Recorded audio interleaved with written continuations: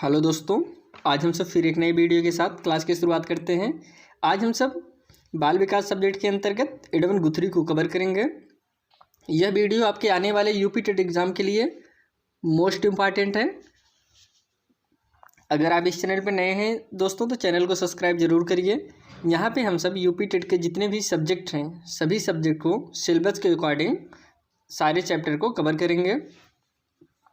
आज हम सब एडवन गुथरी को कवर कर रहे हैं। इनके इससे पहले जो और आपके मनोवैज्ञानिक हैं व्यवहारवादियों में, क्योंकि अभी हम सबसे पहले व्यवहारवादियों की ही चर्चा हो रही, तो व्यवहारवादी में जो आपके स्किनर हो गए, पावलोव हो गए, थॉर्नडाइक हो गए, हल हो गए, इन सब का वीडियो हम सब कवर कर चुके हैं। अगर इन सब का वीडियो देखना हो दोस्तों आपको, तो आप प्लेलिस्ट में जाकर सभी क्लासों को देख सकते हैं, जहाँ पे हम सब सभी क्लास को एकदम sequence wise chapter wise complete कर रहे हैं। आज की जो हम सब क्लास को कवर कर रहे हैं, अगर आपको इसके पीडीएफ चाहिए तो आप टेलीग्राम चैनल को ज्वाइन करके पीडीएफ को डाउनलोड कर सकते हैं, जो कि लिंक आपको डिस्क्रिप्शन बॉक्स में या फिर कमेंट बॉक्स में मिल जाएगा। इनका जो सिद्धांत था दोस्तों गुथरी का, इनका सिद्धांत का नाम था समीपता का सिद्धांत। सबसे पहले हम चित्र में देखते हैं, गुथरी महोदय हैं। अभी इनके बारे में हम कुछ बेसिक जानकारी पहले करेंगे, फिर इनके सिद्धांत पे हम सब आते हैं। इनका जन्म दोस्तों 9 जनवरी 1886 को हुआ था और इनका मृत्यु 23 अप्रैल 1959 को हुई थी।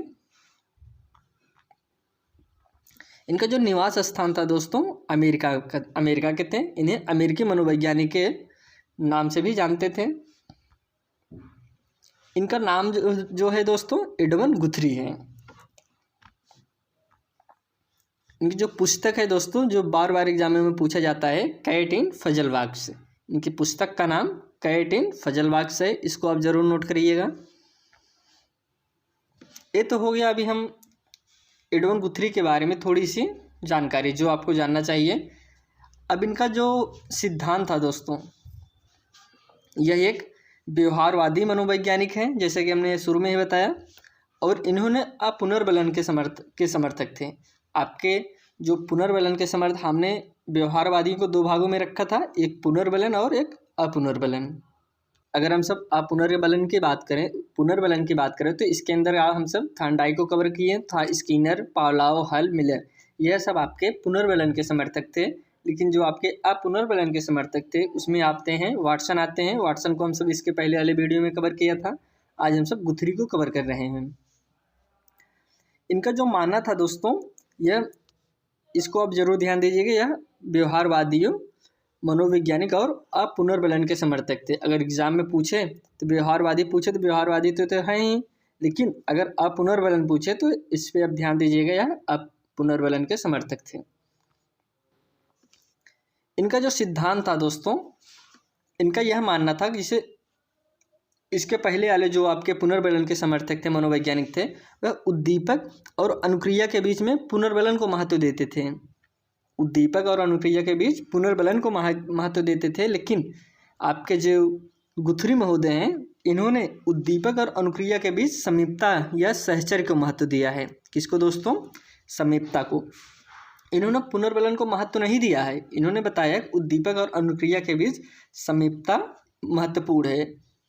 लेकिन इसके पहले वाले जो आपके मनोवैज्ञानिक थॉर्नडाइक, स्किनर, पावलोव, हल, यह सब उद्दीपक और अनुक्रिया के बीच में किसको महत्व देते थे? पुनर्बलन को देते थे। अभी आप इसको थोड़ा सा समझिए, अभी हम आगे इस पर विस्तार पूर्वक चर्चा करते हैं।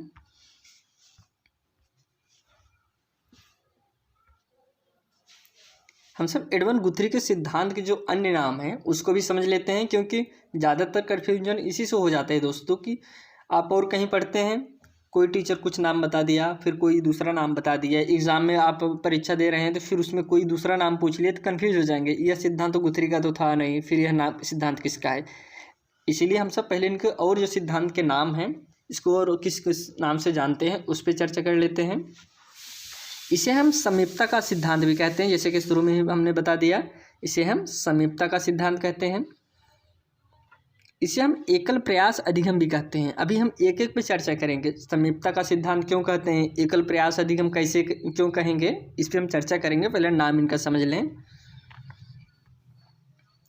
इसे हम नवीनता का नियम के नाम से भी जानते हैं। इसे हम नवीनता का नियम के भी नाम से जानते हैं, नवीनता का सिद्धांत, या फिर इसे हम उद्दीपक अनुक्रिया सहचर का सिद्धांत के भी नाम से जानते हैं। कैसे दोस्तों? उद्दीपक अनुक्रिया सहचर का सिद्धांत, क्योंकि हमने बताया ना शुरू में, इन्हें उद्दीपक अनुक्रिया के बीच समीपता या सहचर को महत्व दिया है। इसको हम स्थानांतरित अधिगम के भी सिद्धांत के नाम से जानते हैं। ये तो हो गया गुथरी के कुछ जो महत्वपूर्ण हैं, जो आपके एग्जाम में बार बार पूछे जाते हैं, उस इन नामों पे चर्चा हो गई। यह गुथरी के ही, जो गुथरी का सिद्धांत था उसी के अन्य नाम हैं वही। चलिए हम सब आगे बढ़ते हैं। इनका मानना था कि सीखना एक प्रयास में ही सीख जाता है। इनका मानना था जो हम सीखते हैं वो हम एक ही प्रयास में सीख जाते हैं, उसके लिए हमको बार बार कोई चीज़ बार बार उसको करने की ज़रूरत नहीं है। हमको जो सीखना है हम उसे एक ही बार में सीख जाते हैं। ऐसा ये क्यों मानते थे, इस पर भी हम अभी विस्तार पूर्वक चर्चा करेंगे। इन्होंने समीपता को महत्व दिया है कि दोस्तों, किसको महत्व दिया है? समीपता को महत्व दिया है। और इनका मानना था सीखना एक ही प्रयास में सीखा जाता है। अभी अगर इसको हम उदाहरण के जरिए समझें तो थोड़ा सा हम भूमिका समझ लेते हैं ताकि आपका आगे और क्लियर हो। अभी आप किसी रूम में बंद हो, अलमारी हो या फिर खिड़की लगी हो, हर चीज़ हो, और रूम में आग लग जाए। अभी आपको निकलने के लिए रास्ता नहीं है। आप सबसे पहले देखेंगे कहाँ से खिड़की है, अलमारी है, कहाँ से हमको निकलने का, हम नहीं जाएंगे। ऐसा तो नहीं आप पहले बार बार वहाँ पे जाके ट्राई करेंगे तब आप बाहर निकलेंगे। यही सिद्ध करना चाहते थे कि जो सीखना है वह एक प्रयास में भी सीखा जाता है। कैसे? अभी घर में आग लगी है, आप निकलना सीधा अलमारी की तरफ भागेंगे, एक ही प्रयास में निकल के बाहर निकल जाएंगे। वहाँ पे आपने बार बार पुनर्बलन नहीं, बार बार वह चीज़ नहीं दोहराया। यहाँ पे आप एक ही प्रयास में सीख लिए और बाहर चले गए। यह जो गुथरी थे यही सिद्ध करना चाहते थे कि एक ही प्रयास में हम सीख सकते हैं। अभी आगे इस पर हम और विस्तार पूर्वक चर्चा करते हैं, लेकिन यह क्यों ऐसा कहते थे अब इसको थोड़ा सा समझिए। कह रहे हैं अधिगम के दौरान उसी विकल्प या अनुक्रिया को करता है जो उसके सबसे नज़दीक है। कहने का तात्पर्य है दोस्तों, जैसे अधिगमी सीखने वाला अधिगम जो सीख रहा है के दौरान उसी विकल्प या अनुक्रिया को करेगा जो उसके सबसे नज़दीक है। कहने का तात्पर्य जैसे रूम में आग लगी है, आप जो सबसे पास में रास्ता होगा आप उसी से पहले निकलेंगे। ऐसा नहीं कि आप पहले चारों तरफ घूट के फिर दूर हो के फिर तब निकलेंगे, ऐसा नहीं। जो आपके सबसे पास में होगा आप उसी को सबसे पहले जाएंगे। वहाँ पे आप प्रैक्टिस करने की कोई ज़रूरत नहीं, बार बार उसको सीखने की ज़रूरत नहीं, आप पहली ही बार में सीख जा रहे हैं वह चीज़। यही सिद्ध करना चाहते थे। आगे हम समझते हैं। कहने कि जब अधिगमी एक ही बार में सीख लेता है तो त्रुटि में प्रयास का सिद्धांत ही गलत है। जो आपके थार्नडाइक महोदय ने दिया था त्रुटि में प्रयास का सिद्धांत, इसका मतलब ही गलत हो गया है। क्योंकि दोस्तों यह कह रहे हैं कि अधिगमी जो है एक ही बार में सीख ले रहा है। अगर अधिगमी एक ही बार में सीख ले रहा है, जो इनका त्रुटि में प्रयास का सिद्धांत था, फिर उसका क्या मतलब है? इनका यही कहना चाहते थे कि यह प्रयास जो है सिद्धांत ही गलत है। क्योंकि आप एक बार में ही सीख लेते हैं, लेकिन आपके थार्नडाइक महोदय कहते थे कि कोई चीज़ बार बार करेंगे, पहले त्रुटि करेंगे फिर प्रयास, त्रुटि प्रयास से आप अच्छा बेटर सीख सकते हैं। लेकिन ये इनका सिद्धांत यह गलत कह रहा है। आगे हम समझते हैं। अगर बिना पुरस्कार के उद्दीपन से अनुक्रिया जुड़ गई हो तो पुरस्कार देने की क्या ज़रूरत है? कहने का तात्पर्य है दोस्तों, अगर आप जो चीज़ बच्चों को सिखाना चाह रहे हैं वह बिना पुरस्कार के वह बच्चा सीख गया तो पुरस्कार देने की क्या ज़रूरत है? वो तो सीख गया ना। वही यह कह रहे हैं कि बिना पुरस्कार के ही उद्दीपन से अनुक्रिया जुड़ गई, उद्दीपन से अनुक्रिया जुड़ गई तो फिर पुरस्कार देने की क्या ज़रूरत है? यहाँ पे कह रहे हैं कि अगर अधिगम की दो परिस्थितियाँ एक जैसी हो तो नया नहीं सीखना पड़ेगा, बल्कि एक परिस्थिति में सीखा गया अधिगम दूसरी परिस्थिति में स्थानांतरित हो जाएगा। अब इसका अगर हम सब कहने का तात्पर्य देखें तो यही कहना चाहते हैं, अगर हम कोई काम एक जगह दोहरा लिए हैं, एक जगह कर लिए हैं, फिर वैसा ही हमको फिर कहीं समस्या हुई तो हम वही चीज़ दोहरा लेते हैं। ऐसा नहीं कि हम फिर नया वहाँ पे सीखने का प्रयास करते हैं। जैसे कि आप किसी रूम में हैं, आग लगी है, तो आप जैसे एक बार निकले रहेंगे फिर आप और कहीं समस्या ऐसे हो जाती है, आप वहाँ फंस गए, वही चीज़ आप स्थानांतरित करने का प्रयास करेंगे। हाँ, हमने वहाँ पे ऐसे निकला था, फिर हम ऐसे निकल के भागने का प्रयास करें, रास्ता खोजेंगे। वही कह रहे हैं कि यह दूसरी परिस्थिति में स्थानांतरित हो जाता है, ना कि हम नया सीखते हैं। यह सिद्धांत के जो इनके नाम थे और इसका अर्थ था। चलिए हम समझते हैं इनके जो सिद्धांत है उसके बारे में। कह रहे हैं कि इस सिद्धांत के अनुसार उद्दीपक तथा अनुक्रिया के बीच अनुबंधन पुनर्बलन द्वारा नहीं बल्कि उद्दीपक और अनुक्रिया के बीच समीपता के आधार पर होता है, इसीलिए इसे उद्दीपक अनुक्रिया समीपता का सिद्धांत कहते हैं। कहने का तात्पर्य है दोस्तों, जो इसके पहले वाले आपके मनोवैज्ञानिक थे, सब लोग उद्दीपक और अनुक्रिया के बीच पुनर्बलन को महत्व देते थे, लेकिन ये कह रहे हैं कि उद्दीपक तथा अनुक्रिया के बीच पुनर्बलन के द्वारा नहीं बल्कि उसकी समीपता, वो कितने पास है उस पर महत्व दे रहे हैं, समीपता का सिद्धांत। इसीलिए उद्दीपक अनुक्रिया को समीपता का सिद्धांत कहते हैं। किस लिए? क्योंकि इन्होंने समीपता को महत्व दिया है। समीपता के आधार पर कह रहे हैं कि उद्दीपक अनुक्रिया के बीच जो है समीपता को महत्व है, कितना उसके पास है, कितना जल्दी वह सीख जा रहा है, ना कि वह पुनर्बलन के द्वारा। हम सब आगे समझते हैं। गुथरी का मानना था कि सीखने के लिए कई प्रयास की जरूरत नहीं होती, बल्कि एक ही प्रयास में सीखा जा सकता है। जैसे अभी जस्ट इसके पहले उदाहरण बताए हैं, कोई कमरे में हैं आप, आग लग गई, आप एक ही बार में तुरंत सीख जाएंगे, फिर आपको बार बार प्रैक्टिस करने की कोई ज़रूरत नहीं है, तुरंत आपको रास्ता ढूंढ लेंगे, निकलने का प्रयास करेंगे, जितने भी फास्ट आपके दिमाग काम करेगा तुरंत काम कर जाएगा, हर चीज़ आप ढूंढ सकते हैं। वही कह रहे हैं कि सीखने के लिए कई प्रयास की ज़रूरत नहीं है, बल्कि आप एक ही प्रयास में सीख सकते हैं। हम सिद्धांत के कुछ प्रमुख तत्व के बारे में समझते हैं, जो इनके तथ्य हैं सिद्धांत के। इनके जो समीपता का सिद्धांत है, इसके जो प्रमुख तथ्य हैं। गुथरी मात्र ऐसे मनोवैज्ञानिक है जिन्होंने अधिगम में पुरस्कार एवं पुनर्बलन को कोई महत्व नहीं दिया है। ऐसे मात्र ऐसे वैज्ञानिक है दोस्तों, कौन? गुथरी, जिन्होंने पुरस्कार और पुनर्बलन को कोई महत्व नहीं दिया। सीखने में कोई महत्व नहीं दिया है पुरस्कार और पुनर्बलन को। कौन? गुथरी महोदय ने। इसको जरूर आप नोट डाउन करिएगा। गुथरी ने पुनर्बलन को न भूलने के लिए महत्वपूर्ण माना है। किसको दोस्तों? पुनर्बलन को। गुथरी ने पुनर्बलन को न भूलने के लिए महत्वपूर्ण माना है। गुथरी ने अपना प्रयोग बिल्ली और खरगोश पर अपने सहयोगी हाइटन के साथ मिलकर किया था। इनके सहयोगी का क्या नाम था दोस्तों? हाइटन। इसको नोट डाउन करिएगा। इनका जो प्रयोग था वह बिल्ली और खरगोश पर था। ज़्यादा से ज़्यादा बिल्ली पे ही, इनका जो प्रमुख है वो बिल्ली पे ही माना जाता है, लेकिन कहीं कहीं ये बुक में मिलता है खरगोश पे भी, तो हम इसको भी समझेंगे और बिल्ली को भी समझेंगे कि इन्होंने अपना प्रयोग बिल्ली और खरगोश पे दोनों पे किया था। अभी आप कहेंगे थार्नडाइक ने भी तो बिल्ली पे किया था, जो आपके थार्नडाइक महोदय हैं वो भी बिल्ली पे किए थे, लेकिन उनका यह सिद्धांत दोनों विपरीत हो जाता है। आप यह ऐसा भी कह सकते हैं उसका विरोध कर रहा है। इसीलिए उनके प्रयोग को गुथरी हाइटन प्रयोग कहते हैं। क्या कहते हैं दोस्तों? इसको हम गुथरी हाइटन के प्रयोग के नाम से भी जानते हैं, या इसे हम गुथरी हाइटन प्रयोग भी कहते हैं।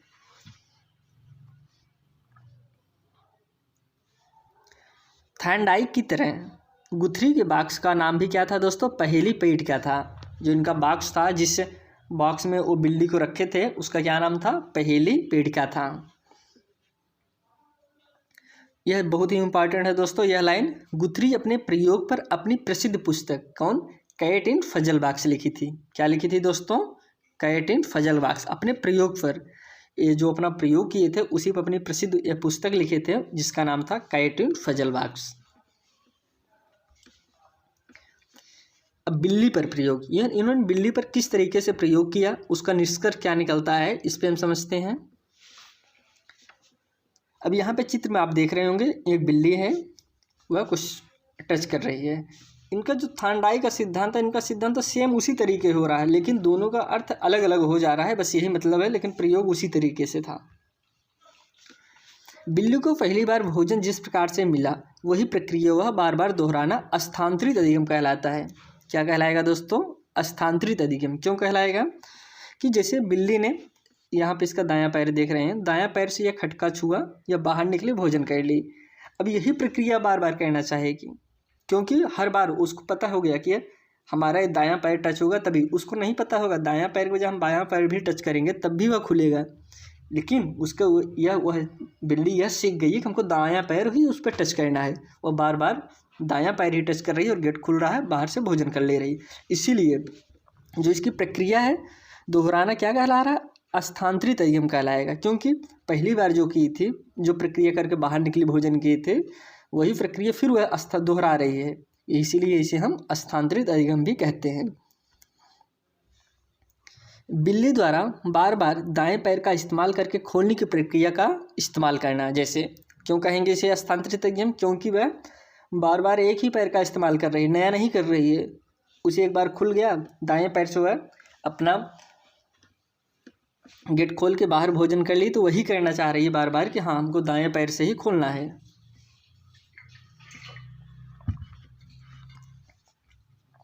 आगे है, एक प्रयास में जिस तरह बिल्ली गेट खोल ली, एक प्रयास में जिस तरह बिल्ली गेट खोल ली वही प्रक्रिया हर बार प्रयोग करना एकल प्रयास अधिगम कहलाएगा। क्योंकि जिस प्रकार से जैसी प्रक्रिया एक बार करके वह गेट खोल ली वही प्रक्रिया बार बार कर रही है, इसे हम एकल प्रयास अधिगम भी कहते हैं। ये तो हो गया इनका बिल्ली का प्रयोग, जो इन्होंने बिल्ली पे प्रयोग किया था।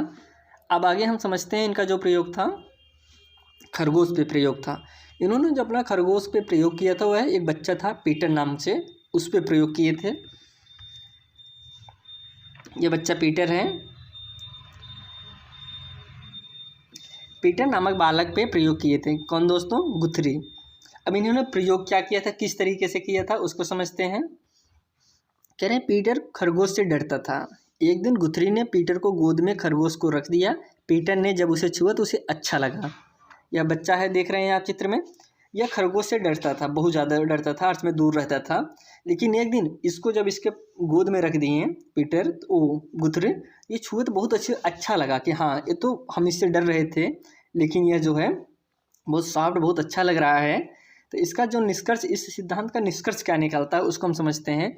जिस वस्तु से हम दूर रहेंगे तो उसे नहीं सीख पाएंगे, अगर उसे समीपता बना लेंगे तो उसे हम सीख लेंगे। यही है समीपता का सिद्धांत। यह बहुत ही इम्पॉर्टेंट है दोस्तों, यह आपके वैसे भी दैनिक जीवन में भी यह उपयोगी है।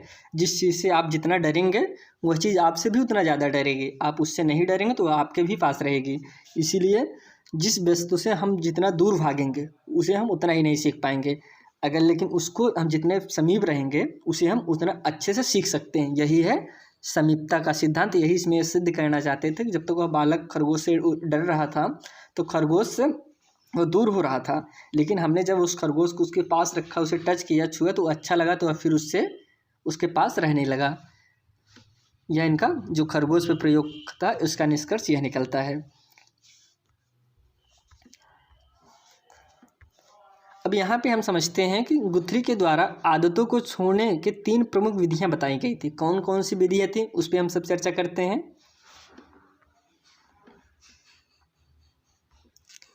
इनकी पहली विधि थी देहली विधि। बहुत बार एग्जाम में पूछा जाता है कि इनका विधि जो है देहली विधि क्या है। देहली विधि ऐसे समझिए दोस्तों, जैसे अगर जिसे हम सब दोस्तों देहली की बात करें, देहली विधि की बात करें तो इसे हम सीमा विधि के भी नाम से जानते हैं। अगर इसकी हम चर्चा करें, थोड़ा सा विस्तार पूर्वक समझ लेते हैं देहली विधि या फिर सीमा विधि। तो इसे अगर कोई बालक है, जैसे अभी आप हैं, आपका टारगेट है हमको यूपी टेट पास करना है, यूपी टेट पास करना है। तो अगर आप यूपी टेट पे ना फोकस करके, आपका यूपी टेट क्या हो गया, उद्दीपक हो गया, आपका उद्दीपक क्या हो गया, यूपी टेट हो गया। अगर कहीं आप यूपी टेट पे ना फोकस करके,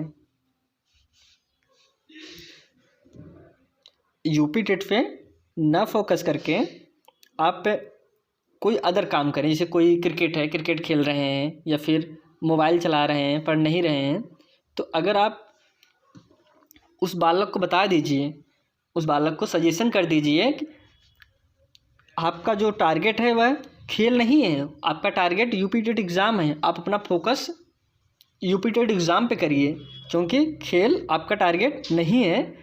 अगर आप उसे सीमा बता दीजिए, यही आपका देहली विधि कहलाता है। कहने का तात्पर्य है कि बालक को उसकी सीमाएं बता देना कि आपका सीमा यूपी टेट एग्ज़ाम है, आपको यूपी टेट एग्ज़ाम पे फोकस करिए। जो आपका जो अवांछित व्यवहार है, जो आपका खेल है, उसको छोड़ दीजिए, इसको छोड़ के आप अपने एग्ज़ाम पे फोकस करिए। यही आपका देहली विधि या फिर सीमा विधि कहलाता है। अब आगे अगली जो विधि है दोस्तों, उसको हम समझते हैं थकान विधि। अगर हम जो थकान विधि की बात करें तो इसके नाम से ही स्पष्ट हो रहा है कि इसमें थकान लग जाएगी।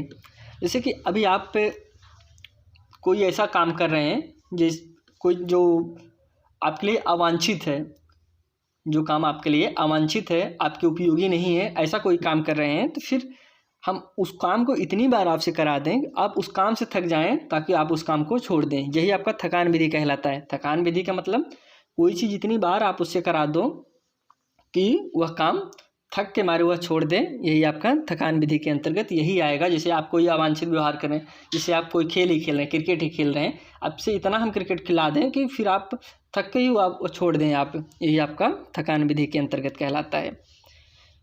फिर अगला है अनुकूलित प्रतिक्रिया विधि। अगर इसकी हम सब बात करें तो अननुकूलित प्रतिक्रिया विधि, इस विधि को अगर हम विस्तार पूर्वक एक उदाहरण से समझिए कि जो आपके लिए अनुकूल नहीं है उसे आप इग्नोर कर दीजिए। जैसे अभी आप पढ़ाई कर रहे हैं, बगल गाना बज रहा है, तो अब आपको उस साउंड से बचना है, उस गाने से बचने है, तो आप अपने कान में ईयरफोन लगा लिए, बाहर की आवाज़ आप नहीं सुन रहे हैं, तो यही आपका क्या कहलाएगा, अनुकूलित प्रतिक्रिया विधि। क्योंकि हमको बाहर की आवाज़ से कोई मतलब नहीं है। अब हम जो पढ़ रहे हैं हमको अपने ही आवाज़ से मतलब है, बाकी अगला क्या कर रहा है क्या नहीं कर रहा है यह उससे बचना ही आपके अननुकूलित प्रतिक्रिया विधि कहलाता है। जैसे आप कहीं सफ़र कर रहे हैं, बस से आ रहे हैं, रास्ते में कोई गाना बजा रहा है, कोई बात कर रहा है, तो आप उससे बचने के लिए बहुत बार करते हैं कि अपना कान में ईयरफोन लगा लेते हैं, अपने में ही मस्त हो जाते हैं। उससे आपका नहीं मतलब होता अगला वाला क्या बोल रहा है क्या नहीं बोल रहा है, यही आपका अननुकूलित प्रतिक्रिया विधि कहलाता है। चलिए दोस्तों, यह क्लास हम यहीं पे ख़त्म करते हैं। आपसे फिर एक नई वीडियो में मिलते हैं, तब तक के लिए धन्यवाद।